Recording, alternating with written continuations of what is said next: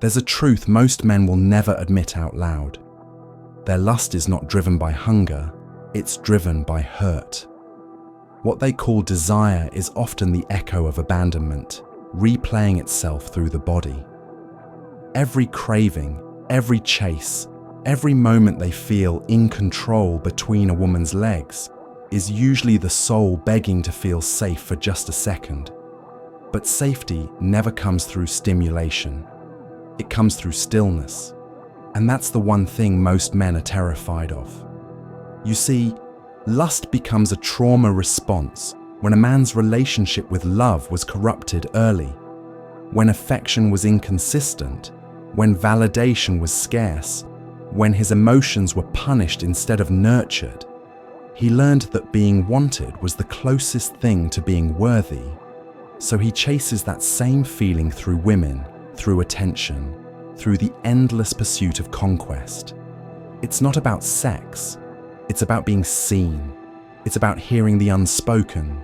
You matter, you're enough, you're desired.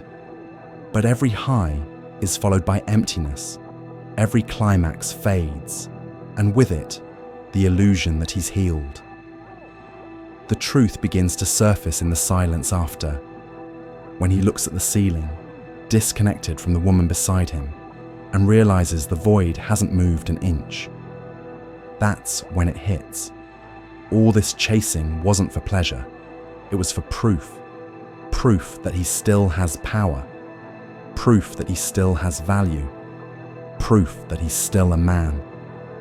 But power without peace is just panic in disguise. The root of this wound goes back to the boy who never felt chosen. Maybe his mother's love came with conditions. Maybe his father wasn't there to model control, restraint, or self-worth. He learned early that emotions were weaknesses and pleasure was proof of strength. So he built a shell, confident, sexual, dominant, but inside, he's still trying to earn the affection that should have been freely given. Lust becomes his currency of worth, his emotional armor, his performance of masculinity. This is the origin of the wounded masculine, a man addicted to proving what he secretly doubts. He wants power, but he's enslaved by his own impulses. He wants connection, but he only knows conquest. Every woman becomes a mirror, reflecting back the mother wound, the one he's too proud to acknowledge. He doesn't want love. He wants control over the feeling of rejection. That's why he loses interest after he wins. The moment the woman surrenders, the illusion collapses.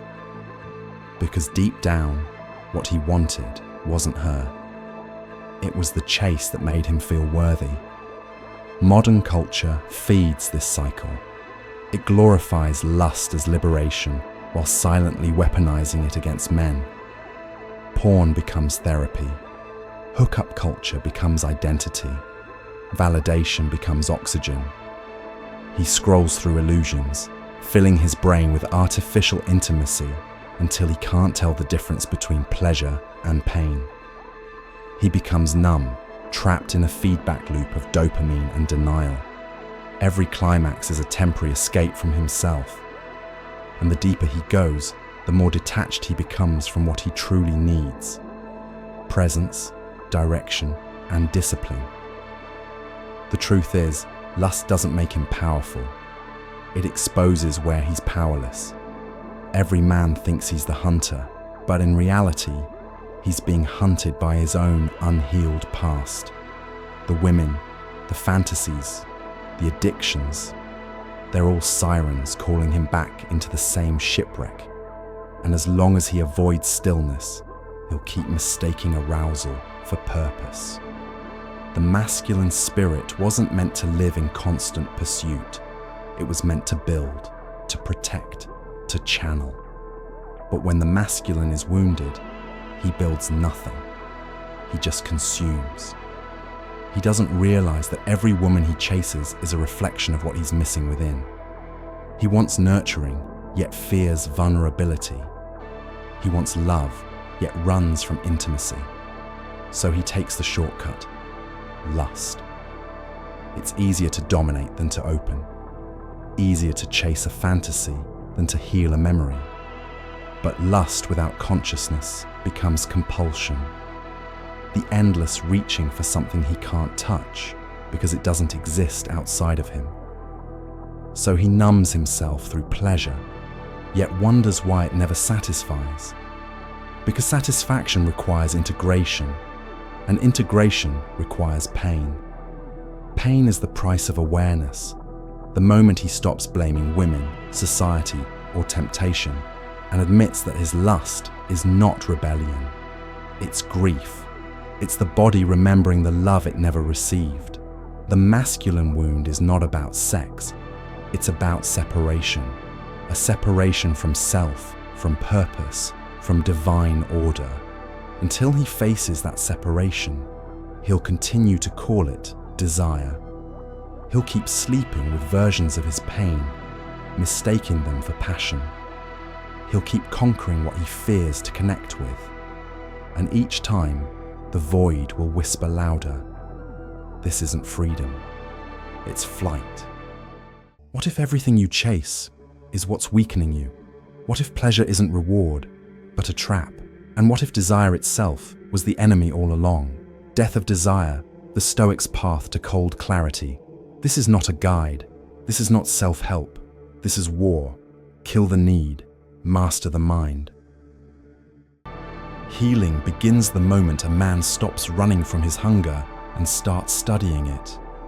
He realizes that lust isn't evil. It's misdirected power. It's divine energy trapped in the patterns of survival.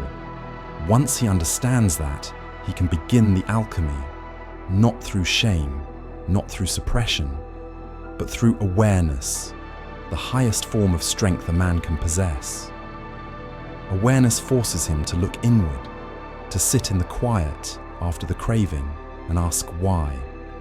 Why does he feel empty after pleasure? Why does conquest never bring peace? Why does he keep reaching for validation that vanishes once received? The answers are not found in the body, but in the memories buried beneath it. Lust was never about desire. It was a language, the body's attempt to communicate what the mind refused to face. When he learns to listen instead of act, the transformation begins. This is shadow work, not the aesthetic kind, but the real, brutal mirror. Jung once said, "Until you make the unconscious conscious, it will direct your life, and you will call it fate." Lust is that unconscious director. The man who integrates his shadow no longer obeys it. He can look at his lust without being enslaved by it. He can feel temptation without collapsing into it. Because now he knows what it truly represents. The fragmented boy trying to return home through pleasure. Once that realization hits, he begins the work of reclaiming the feminine within. The feminine is not weakness, it's wholeness.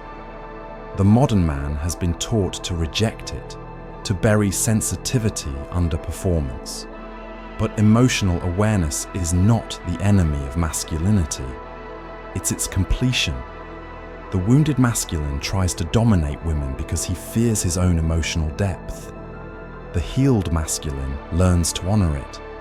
He no longer consumes feminine energy to feel alive. He cultivates it within to remain balanced.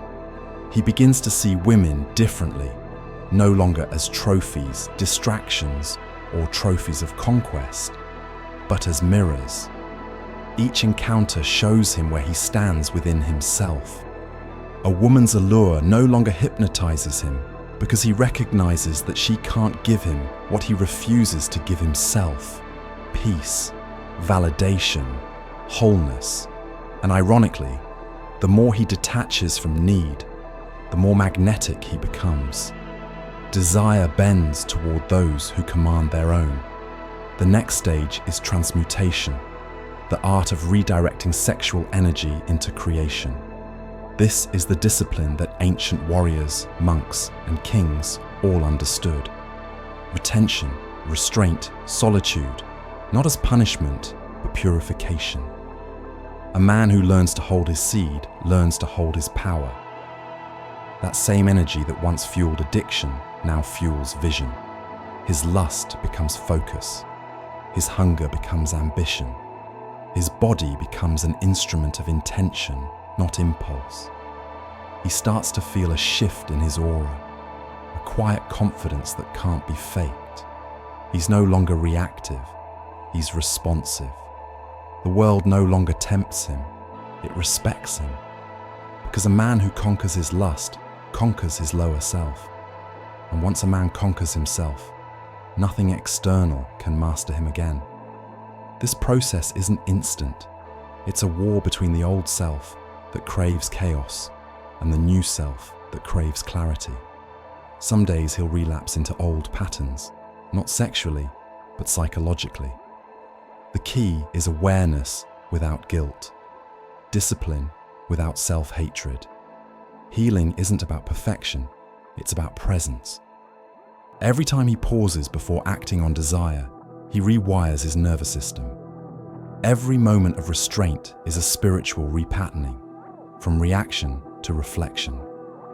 Eventually, something sacred awakens, the integrated man. He is no longer wounded, but wise. He can engage with lust consciously, seeing it as energy, not identity. He no longer seeks validation through conquest, because he understands that dominance begins within. His power is not in how many women he can attract, but in how many temptations he can transcend. He moves differently. His presence commands attention because it's grounded, not grasping. Women sense it, men respect it. The air shifts when he enters a room, not because he's loud, but because he's in control. His energy says, "I own myself." That's what true masculine mastery feels like. Calm, centered, dangerous in its restraint. And when he does choose intimacy, it's no longer an escape from himself. It's an extension of his wholeness. Sex becomes sacred again. Pleasure becomes prayer. Connection becomes creation. He no longer loses energy through lust. He shares it through awareness. The boy sought women to heal his wounds. The man uses awareness to heal his lineage. That's the transformation. Lust no longer defines him. It refines him. What was once trauma becomes transmutation, a weapon turned into wisdom. Because when the masculine finally heals, he doesn't just stop chasing women. He starts leading his life. Thus remember, we are Indeceptor.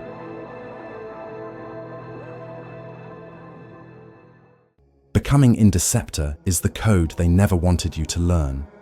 A psychological war map for men, forbidden teachings fused with modern strategy for influence, dominance, and self-mastery. If you want peace, prepare for war.